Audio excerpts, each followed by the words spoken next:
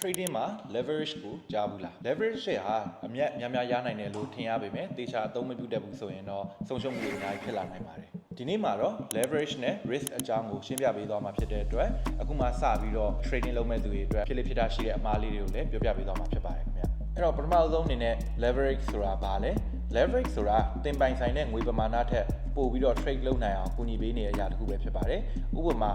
1:100 leverage နဲ့ဆိုရင်ဒေါ်လာ100ရှိုံနဲ့ဒေါ်လာ1000တန်ကို trade လုပ်နိုင်တာပဲဖြစ်ပါတယ်ငွေကြေးနည်းနည်းနဲ့ပိုကြီးရဲ့ trading position တွေလုပ်နိုင်တဲ့အားသာချက်တစ်ခုဖြစ်ပါတယ်ဒါပေမဲ့ leverage ကတင့်ရဲ့အမြတ်ငွေတွေကိုများအောင်လုပ်ပေးနိုင်တယ်လို့အခက်မသိရင်အဆုံးရှုံးလဲများနိုင်ပါတယ် leverage မြင့်လေလေ risk များလေလေဖြစ်ပါတယ်ဒါကြောင့် leverage ကိုသတိထားပြီးအသုံးပြုဖို့ကအရေးကြီးပါတယ် leverage ဟာငွေအနှဲငယ်နဲ့ trader တွေကိုကြီးမားတဲ့ငွေကြေးတွေနဲ့ trade လုပ်နိုင်အောင်ကူညီပေးပေမဲ့တင်းကောင်းမပျက်စီးစေဖို့သတိထားပြီးအသုံးပြုဖို့လိုပါတယ်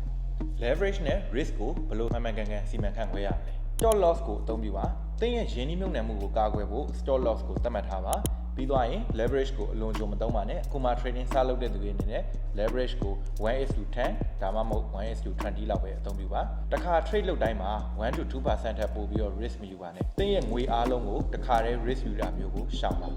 leverage ဟာမှန်မှန်ကန်ကန်အသုံးပြုမှသာလျှင်အကျိုးရမှာပဲဖြစ်ပါတယ်အဲ့တော့ trading နဲ့ပတ်သက်ပြီးတော့အကြံဉာဏ်ကောင်းတွေရယူခြင်းနဲ့ဆိုရင်တော့ Solid Edge မြန်မာ Facebook page ကို like and follow လေးလုပ်ထားပေးကြပါခင်ဗျာ